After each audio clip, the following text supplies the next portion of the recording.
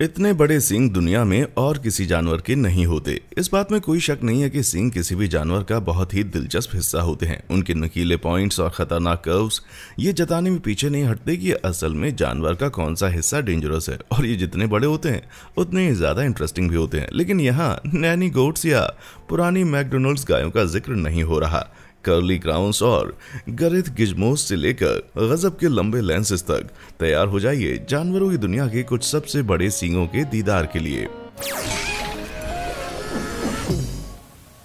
शानदार saga Kazakhstan, Russia और Mongolia के धूल भरे मैदानों की पैदाइश वाले और कभी कभी माइग्रेशन के वक्त उज्बेकिस्तान के नेटिव सैगा एंटीलोप के बेहद अजीब और खुशनुमा सब स्पीशीज हैं। ये पहली नज़र में उन खूबसूरत मगर ऊंट पटांग सींगों की शान को सिर्फ एक चीज फीका कर सकती है, और वो है मासल, दुनाली सी नाक। सैगा इस थरथराती नाक से सूखी गर्मियों में हवा से धूल को फिल्टर करते हैं। सर्दियों में ये नाक ठंडी हवा को उनके लंग्स में घुसने से पहले गर्म करती है। लेकिन वो अनोखे और गाजर के शेप के सींग सिर्फ मेल्स के होते हैं, और इन्हीं की बदौलत ये वाकई झुंड में सबसे अलग दिखाई देते हैं। ये सींग लंबाई में 15 इंच तक हो जाते हैं, जिससे वो एक बॉलिंग पिन के बराबर दिखने लग जाते हैं। दुख की बात यह है कि इन यूनिक सींगों की वजह से इस प्रजाति के मेल्स शिकारियों के निशाने पर आ गए हैं। हालांकि शिकार तो इनका सदियों से होता रहा है, मगर हाल के सालों में मेल्स का बेतहाशा शिकार हुआ है, और अब जबकि जंगलों में काफी कम मेल्स बचे हैं, इनकी बर्थ रेट बहुत तेजी से कम हुई है। नतीजतन ये स्पीशीज खात्मे के भयानक खतरे को झेल रही है। पर इनके सींगों में क्या है जो ये शिकारियों को इतने पसंदीदा शिकार बन गए? राज की बात यह है कि ब्लैक मार्केट में एक जोड़ा सींग $1000 में बेचा जा सकता है। अक्सर इन्हें घिसकर बुखार और गले की खराश जैसी आम तकलीफों में एशियन देशी दवाइयों की तरह इस्तेमाल किया जाता है। मैं कहता हूँ 2 न्यूरोफेन खाने में किसी को इतनी क्या दिक्कत है भाई। खैर, जब ये सींग धूल में नहीं धसे होते तब सैगा इन्हें रटिंग के लिए यूज करते हैं। इस वक्त मेल्स फीमेल्स के साथ बच्चे पैदा करने के हक को लेकर आपस में लड़ते हैं। हालांकि इस लड़ाई के नतीजे अक्सर जानलेवा निकलते हैं। इस घातक लड़ाई के दौरान 50 से 60% दावेदार मर जाते हैं और जीतने वाला हकदार होता है प्यार लुटाने वाली दर्जनों मादाओं का। यार, मैं तो सोचता था कि किसी लड़की को गर्लफ्रेंड बनाना सिर्फ मेरे लिए मुश्किल काम है।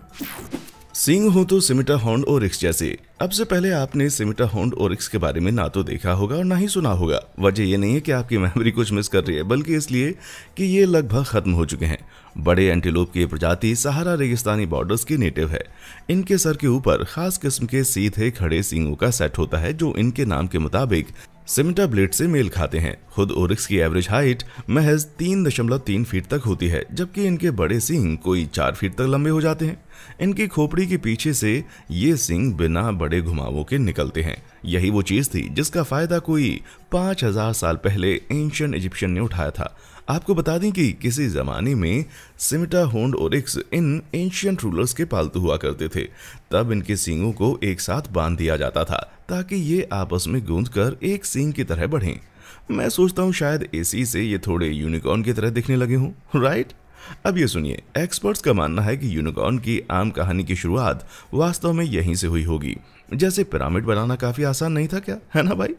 यूनिकॉर्न की तरह सिमिटा हॉर्न्ड ओरिक्स के गायब हो जाने की वजह उनके जादुई से दिखने वाले सींग भी हैं। इन खूबसूरत सींगों को बेचने की ताक में पोचर्स एक एक करके इनका सफाया करते गए, जब तक कि साल 2000 में जंगलों से इनका नामो निशान नहीं मिट गया।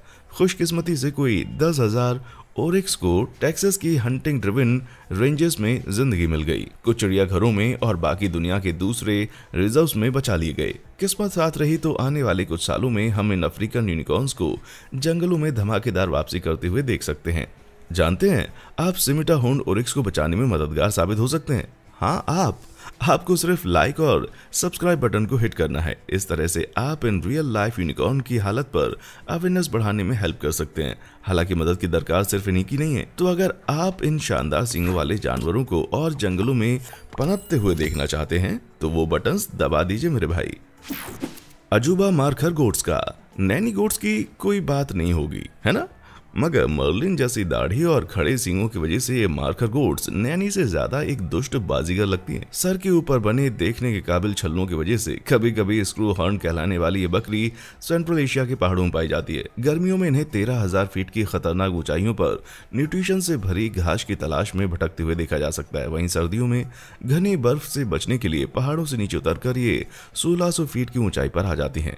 चौड़े खुरों के बलबूते ये चट्टानी पहाड़ों पर भी बेधड़क चढ़ने में माहिर होती हैं। किसी भी उबड़ खाबड़ जमीन पर ये खुर इनका बैलेंस बनाए रखते हैं, पर ये चाहे जितनी ही ऊंचाई पर चढ़ जाएं, इंसानी शिकारियों से नहीं बच सकती। सदियों से अपने ऊन और सींगों के लिए बेशकीमती माने जाते रहे हैं। वैसे अंदाजा ये है कि जंगलों में 2500 से ज्यादा मार्कर नहीं बचे हैं। हालांकि ये बड़े टारगेट नहीं है, क्योंकि कंधे तक इनकी ऊंचाई 4.25 फीट ही होती है। दूसरी तरफ इनके सींग लंबाई में 5.25 फीट तक पहुंच जाते हैं, जो मार्कर को उनकी असली हाइट से 2 फीट ऊंचा करती है। मेल और फीमेल दोनों के पास ये कॉर्क स्क्रू की तरह कसे हुए सींग होते हैं, लेकिन मादाओं के सींग बेहद छोटे होते हैं, जो बमुश्किल 10 इंच तक लंबे हो पाते हैं। वैसे जब बात कुदरत के कानून की हो तो ये जानकर ज्यादा हैरत नहीं होती कि मेल्स फीमेल से ज्यादा हॉर्नी हुआ करते हैं। 4 सींग भेड़ के। इन भेड़ों के पास दूसरी प्रजातियों में सबसे लंबे सींग हो ना हो, लेकिन ये पक्का है कि सबसे ज्यादा सींग जरूर है। जैकब शीप पाइबाल्ड शीप के ब्रिटिश रिश्तेदार हैं, जो कि पोलिसोरेट कैटेगरी के हैं, जिसका मतलब बहुत सारे सींगों वाले जानवर होता है। वो लोग ध्यान दें जिनका हाथ बायोलॉजी में तंग है। जनरली इनके 4 सींग होते हैं, लेकिन इनकी खोपड़ी से निकलती हड्डियों से बनी 6 स्पाइक्स तक देखी गई हैं, और ऐसा गलती से नहीं हुआ। भेड़ों की ये मौजूदा पालतू ब्रीड एक प्रिमिटिव और प्री हिस्टोरिक नस्ल से निकलती है। जहां तक सींगों की बात है, उनमें ये वाले जीन्स बहुत ही डोमिनेंट थे। मतलब 4 सींगधारी रैम्स और ईव्स के 4 सींग वाली भेड़ें पैदा करने के चांसेस ज्यादा हैं, चाहे उनका पार्टनर 4 सींगों वाला हो या ना हो। लेकिन अगर उनका ये जीन्स इतना दमदार था तो दुनिया की हर भेड़ के सर पर 4 सींगों का ताज क्यों नहीं है? तो इसकी जिम्मेदारी खेती बाड़ी के तरीकों से की गई है। कई किसानों के लिए ऐसी भेड़ें पालना एक बुरा सपना है, जिनके सर पे धारदार हथियार बंधे हो और हर एक की लंबाई 2 फीट तक हो। वैसे 4 सींगों वाला ये दानव कम ही दिखाई देता है, लेकिन डेफिनेटली ये दूसरी भेड़ों से 4 गुना फितरती है भाई। बिग हॉर्न का हमला। जब बात सींगों वाली भेड़ की हो तो कम भेड़ें ही उस असली घेरे की बराबरी कर पाएंगे जो कि बिग हॉर्न जैसे सटीक नाम वाली भेड़ के सींगों में होते हैं। खास नॉर्थ अमेरिकन पैदाइश वाले मेल्स के बड़े घुमावदार सींग, जो कि रैम्स कहलाते हैं, ये वजन में 30 पाउंड तक भारी हो सकते हैं। ये उसकी बॉडी की सारी हड्डियों के पूरे वजन से भी भारी है। खास बात यह है कि दूसरे एनिमल्स की तरह इन भेड़ों के सींग सही में कभी बढ़ना बंद नहीं करते। इनकी हड्डियों से बनी जड़ें केराटिन से बनी परत से ढकी होती हैं। वहीं केराटिन जिससे आदमी के बाल और नाखून बने होते हैं, मगर बालों और नाखूनों की तरह सींग जल्दी नहीं बढ़ते, बल्कि इनकी ग्रोथ सालों में होती है। इसका मतलब ज्यादा बूढ़ी भेड़ों के सींग 3 फीट से ज्यादा लंबे, भारी भरकम, घुमावदार और जड़ों में लगभग 1 फीट का घेर लिए ये हो सकते हैं। वैसे ये हमेशा एक परफेक्ट कॉल शेप में नहीं बढ़ते। साल 2014 में एक बिग हॉर्न भेड़ अपने खुद के बढ़ते रहने वाले सींगों से ही छिदा हुआ मिला था। अब जैसे डराने के लिए ये काफी नहीं था, क्योंकि बिग हॉर्न्स जिस तरह से अपने बड़े सींगों का यूज करते हैं वो बेहद ही जंगली तरीका है भाई। मादाओं के लिए आपस में सींग बढ़ाते वक्त ये एक दूसरे पर 20 मील प्रति सेकंड तक की रफ्तार से हमला करते हैं। जरा इनके सींगों की आवाज तो सुनिए।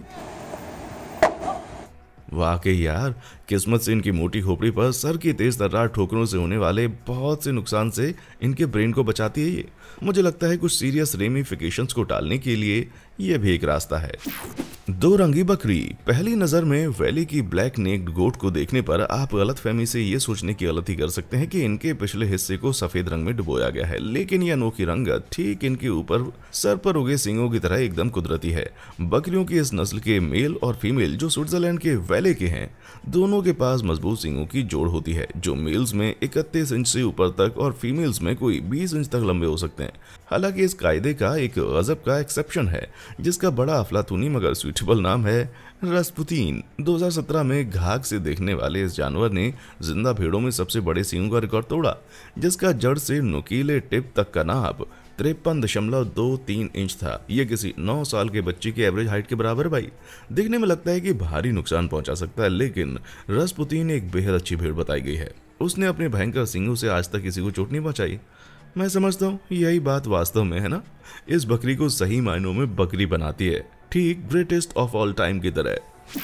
शानदार राइनो। सिर्फ भेड़, बकरियां और एंटीलोप के पास ही घातक सींग नहीं होते। दुनिया की कुछ सबसे देखने के काबिल सींगों में से कुछ सींग भटकते हुए राइनोज के पास भी होते हैं। उनके चेहरे पर उगे हुए ये खूबसूरत सींग उनके पूर्वज एलास्मोदेरियम की देन है। हो सकता है कि प्री हिस्टोरिक दानव की कंधे तक की ऊंचाई 10 फीट तक होती हो और इनके खतरनाक सींग जो बेस से टिप तक 6.5 फीट से ज्यादा लंबे हो सकते हों। हालांकि ये लंबे वक्त से गायब हैं, लेकिन इनके भाई बंधुओं के पास अभी भी सींग हैं, जिनमें से सबसे लंबे अफ्रीकन मैदानों की 2 स्पीशीज में पाए जाते हैं, जो है व्हाइट राइनो और ब्लैक राइनो। ब्लैक राइनो में मेल और फीमेल के 2 सींग होते हैं, जिनमें बड़ा वाला उनकी नाक के किनारे पर एवरेज लंबाई 1.6 फीट लिए होता है, लेकिन इनका रिश्तेदार सफेद राइनो अपने जबरदस्त 5 फीट तक लंबे हो सकने वाले सींगों के साथ नंबर 1 पर काबिज है। दूसरी सींगों वाली प्रजातियों में मिलने वाली केराटिन से ढकी हड्डियों से अलग राइनो के सींग के अंदर से कैल्शियम डिपॉजिट्स और मेलानिन बने होते हैं। हड्डियों की बनिस्बत कुछ नरम होने से सींगों को यह तिरछा शेप तब मिलता है जब राइनो इन्हें जमीन पर रगड़ता है। जब गैंडे सींगों को शेप देने में बिजी नहीं होते, तब वो उनका यूज टेरिटरी की हिफाजत में, खाने की तलाश और यहाँ तक कि पानी के लिए खुदाई में भी करते हैं। दुख यह है कि बड़े सींग ही गैंडों को शिकारियों का निशाना बना देते हैं। सदियों से बेवजह ये माना जा रहा है कि गैंडे के सींग में यौन शक्ति बढ़ाने की ताकत होती है और कामुक लोग इनको पाने के लिए कोई भी दाम चुकाने के लिए तैयार रहते हैं। सिर्फ 1 पाउंड का सींग ब्लैक मार्केट में $3000 की मोटी कीमत में बिक सकता है। एक मेल राइनो, जिसे बुल भी कहा जाता है, एवरेज 22 पाउंड का सींग लिए घूमता है। इससे ये वाकई एक बेशकीमती टारगेट बन जाते हैं। इस लालच ने ब्लैक राइनो की पॉपुलेशन को भयानक खतरे में डाल दिया है। व्हाइट राइनो भी खतरे में है। महज सींगों के लिए इनकी हत्या रोकने के लिए साउथ अफ्रीका के फिंदा रिजर्व की तर्ज पर कुछ संरक्षणवादियों ने इनके सींगों को पूरी तरह हटाना शुरू किया। बेहोश किए गए राइनो के दोनों सींग ये लोग एक बड़ी चैनसो की मदद से जड़ों से काटकर उस जगह पर टार की एक परत सेफ्टी के लिए चढ़ा देते हैं। बेशक लालची शिकारियों से ये राइनो की जान तो बचाएगा, लेकिन क्या ये देखकर आपके दिल को चोट नहीं लगती? तिलिस्मी आइबेक्स। आइबेक्स माउंटेन गोट्स के चमकीले पीछे घूमे हुए हॉर्न्स को देखे बिना तो नहीं रहा जा सकता भाई। 7 अलग अलग किस्म के आइबेक्स के इसी तरह के बड़े घुमावदार सींग होते हैं और ये सब मारखर बकरी की तरह केपरा जाति के हैं। और बिल्कुल मारखर बकरी की तरह ये चुस्त जानवर दुनिया के किसी भी पहाड़ के खड़े चट्टानी रास्तों पर चढ़ने में माहिर होते हैं। काई खाने के लिए बेधड़क चढ़ जाती हैं और ये जानवर तो नीचे से कटोरे नुमा खुर सक्शन कप का काम करके उनको पहाड़ी ढलानों पर पकड़ बनाने में मदद करते हैं। अल्पाइन आइबेक्स की तरह कुछ भेड़ें सीधी चढ़ाई में सधी हुई होती हैं और ये जानकर तो आप और ज्यादा इंप्रेस हो जाएंगे कि ऐसे ही मुश्किल तीखी ढलानों पर आइबेक्स मादाओं से मिलन के हक के लिए अपने सींग लड़ाते हुए आपस में भिड़ते हैं। उनकी खतरनाक पोजीशन के चलते वो एक दूसरे पर हमला नहीं करते, बल्कि पिछले पैरों पर खुद को ऊंचा उठाकर अपने सींग दुश्मन से टकराते हैं। साफ है कि जितने ज्यादा बड़े सींग होंगे आइबेक्स के गर्लफ्रेंड जीतने के उतने ज्यादा मौके होंगे, जबकि अधिकतर आइबेक्स के सींगों की एवरेज लंबाई 2.5 फीट से 4 फीट तक ही रहती है। वहीं एशियन आइबेक्स के सींग 5 फीट की गजब की हाइट तक बढ़ सकते हैं, ये समझते हुए कि आइबेक्स की कंधे तक की ऊंचाई सिर्फ 3.5 फीट होती है। उनके खुद के सींग उनकी ऊंचाई से ज्यादा लंबे दिखने लगते हैं। ये शायद किसी एवरेज साइज के आदमी के कंपैरिजन में कम लंबे हो सकते हैं, लेकिन अगर आप किसी पहाड़ की चोटी पर इनमें से किसी का भी सामना करने की कोशिश करेंगे तो वो शायद जीत पाएंगे। अद्भुत भैंसा। सबसे पहले ये अच्छी तरह से समझ लें कि ये एक बाइसन है और ये है एक भैंस। फिर भी पहले वाले को कभी कभी अमेरिकन बफेलो कहते हैं, लेकिन धोखा मत खा जाना, ये खालिस बाइसन की जाति है। अजीब लोचा है भाई। खुशकिस्मती से असली भैंसों को इस नकली नाम से बड़े फायदे हुए हैं। ये बोवाइन फैमिली के 2 अलग अलग मेंबर्स हैं, अफ्रीकन या कैप बफेलो और एशियन वाटर बफेलो। खड़े हुए कंधों तक 5 फीट ऊंचाई और 1910 पाउंड वजन लिए अफ्रीकन वाटर बफेलो ऊंचाई और वजन में कुछ नहीं तो एक छोटी कार के बराबर होती है। क्या आप मानेंगे, असलियत में ये दोनों में सबसे छोटी है। इनकी एशियन बहनें 2650 पाउंड तक वजनी हो सकती हैं, जिनमें से कुछ का वजन तो सही मायनों में उनके सर पर उगे भीमकाय सींगों की देन है। नर और मादा दोनों के पास ये अनोखे पीछे घूमे हुए सींग होते हैं, जो मेल्स में नॉर्मली बड़े होते हैं और ये कुल 47 इंच का जबरदस्त फैलाव ले लेते हैं। हालांकि 1955 में गिनीज वर्ल्ड रिकॉर्ड में एक बुल के सींगों की जड़ों से नोक तक की लंबाई 166 इंच दर्ज है। सींगों के इस फैलाव ने इन्हें अब तक के सबसे लंबे रिकॉर्डेड सींगों का दर्जा दिया। कुछ ऐसे समझिए कि 2 शेकिल ओ'नील को एक सिर से दूसरे सिरे तक लिटा दिया हो। फिर भी कोई बड़ी बात नहीं है कि दोनों का वजन भी कम पड़ जाए। सबसे बड़े सींग चाहे एशियन वाटर बफेलो के पास हो, मगर केप बफेलोज की अपनी खासियतें भाई। दूसरे जानवरों से अलग मेल्स के तिरछे सींग उनके सर के बीचों बीच बॉस नाम की हड्डियों की प्लेट पर जुड़े होते हैं। मैटिंग के हक को लेकर होने वाली भिड़ंतों में ये एक हेलमेट का काम करती हैं, जिसमें विजेता ढेर सारी गर्लफ्रेंड्स के मजे लूटता है। लगता है बीस्ट गर्लफ्रेंड के प्यार की खातिर कोई भी सरदर्द मोल लेने से चूकते नहीं है। अजब गजब वातूसी। गायों के बारे में हर कोई ये बात जानता है कि अगर आपने बैल को छेड़ा तो जवाब सींग से मिलेगा, लेकिन अफ्रीकन वातूसी के सींगों की भयंकर साइज के बाद भी आपको ये टेंशन लेने की कोई जरूरत नहीं है कि कहीं ये बैल भड़क ना जाए। यह अजूबे जीव मवेशियों की पालतू ब्रीड है जो कभी कभी गायों की तरह नहीं बल्कि कुत्तों की तरह पेश आती है। टेक्सास में हम्बल के ओलिवर को किसी मोटे तगड़े लैब्राडोर कुत्ते की तरह प्यार भरी थपकियां खाना पसंद है। खास करके अपने सर के पीछे किसी से खुजलाना उसको बहुत पसंद है, क्योंकि ये शरीर की उन जगहों में से एक है जहां उसके सींग उसे नहीं पहुंचने देते। लेकिन इस अजूबे वातूसी के सींग इतने बड़े होकर नंबर 1 पर कैसे? बुल्स इनका यूज कभी कभार दूसरे मेल से लड़ने में करते हैं, जबकि मादाएं बछड़ों की रक्षा में सींग चलाती हैं। ये एक भारी भरकम हथियार से कहीं ज्यादा है। इनमें सिर्फ सॉलिड हड्डियां नहीं होती बल्कि एपिथेलियम का पूरा जाल होता है जो एक मेम्ब्रेन टिश्यू है। इनमें ब्लड वेसल्स की लाइनिंग होती है जो लगातार वातूसी का खून सर्कुलेट करती है और शरीर की जरूरत से ज्यादा गर्मी के बड़े हिस्से को खत्म करती है। उनके नेटिव अफ्रीकन क्लाइमेट में झुलसा देने वाली गर्मियां 120 डिग्री फ़ारेनहाइट तक जा सकती हैं, इसलिए उनके ठंडक के लिए गर्मी खत्म करना बेहद जरूरी है। तो जितने बड़े सींग होंगे ये मवेशी उतने ही ठंडे भी रहेंगे, वो भी हर मामले में। सबसे बड़े सींग 6.5 फीट से ज्यादा लंबे हो सकते हैं, लेकिन लर्च नाम के एक वातूसी के चर्चे उसके सींगों की लंबाई के लिए नहीं होते थे।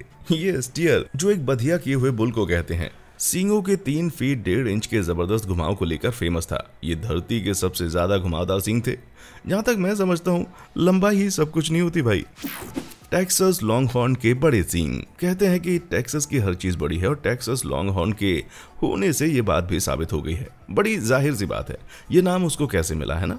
वातूसी की तरह ये समझदार जानवर मवेशियों की पालतू नस्ल है। हालांकि इनके अफ्रीकन रिश्तेदारों से अलग ये नॉर्थ अमेरिका के माहौल में अच्छे खासे ढल गए हैं, लेकिन इनमें से एक है जो पूरे झुंड से एकदम अलग थलग नजर आता है। पोंको से मिलिए, ये वाकई में अपनी नस्ल के नाम को जीता है। जड़ों से नुकीली टिप तक पोंको के सींग 10 फीट 7.4 इंच की नामुमकिन मगर इम्प्रेसिव लंबाई के हैं। ये कॉन्सर्ट ग्रैंड पियानो की दोगुनी चौड़ाई से भी ज्यादा है और चौड़ाई तो स्टैच्यू ऑफ लिबर्टी के चेहरे से भी ज्यादा है। गिनीज वर्ल्ड रिकॉर्ड के हिसाब से इसका मतलब है कि पोंको के सींग हिस्ट्री में किसी भी स्फीयर से ज्यादा फैले हुए हैं, जिसने पोंको को सेलिब्रिटी बना दिया। उन खतरनाक फैले हुए सींगों के मुकाबले पोंको उतना ही नर्म नाजुक है जितनी उसकी स्किन। साल 2014 में जब पोप फैमिली ने उसको खरीदा, वो एक सीधे साधे जाइंट की तरह बड़ा हुआ था जो गजब का समझदार भी है। इन सालों में वो काफी सही तरह से अंदाजा लगा लेता है कि उसके सींगों की नोक कहाँ है और खेत के पेड़ों के बीच से सींग टिकाता हुआ निकल जाता है। अगर इनके ओनर्स लोकल लिम्बो कंपटीशन करवाना चाहें तो शर्तिया ये काम आएगा भाई। सोने से कीमती एंटलर्स। एनिमल किंगडम में सिर्फ सींग ही सर के खूबसूरत हेड ड्रेसेस नहीं होते। एंटलर्स एक तरह के जोड़ी वाले टहनीदार स्ट्रक्चर्स होते हैं जो जानवर के सर पर डेवलप होते हैं, लेकिन जहां सींगों की बाहरी परत पूरी तरह से केराटिन की बनी होती है, एंटलर्स पूरे हड्डियों के बने होते हैं। बड़े होने पर वेलवेट नाम की एक नरम रोएदार परत जिसमें ब्लड वेसल्स और नसें होती हैं इनको प्रोटेक्ट करती हैं। फिर हार्मोन्स और पर्यावरण के चेंजेस इन नए एंटलर्स की बढ़ती हुई स्पॉन्जी हड्डी कड़क और मोटी कर देते हैं। इन डूड की तरह झाड़ियों और पेड़ों से एंटलर्स के रगड़ने से धीरे धीरे वेलवेट खत्म हो जाता है। हालांकि नई हड्डी के सामने आते ही ये शाही जानवर ऐसे लगते हैं जैसे अभी अभी नर्क से रास्ता बनाकर आ रहे हों। पर कुछ के लिए कहानी इससे भी दर्द भरी है भाई। व्हाइट टेल डियर यानी बग्स अपने एंटलर्स के साइज के कारण शिकारियों के चहेते होते हैं। आखिर कितने चाहिए?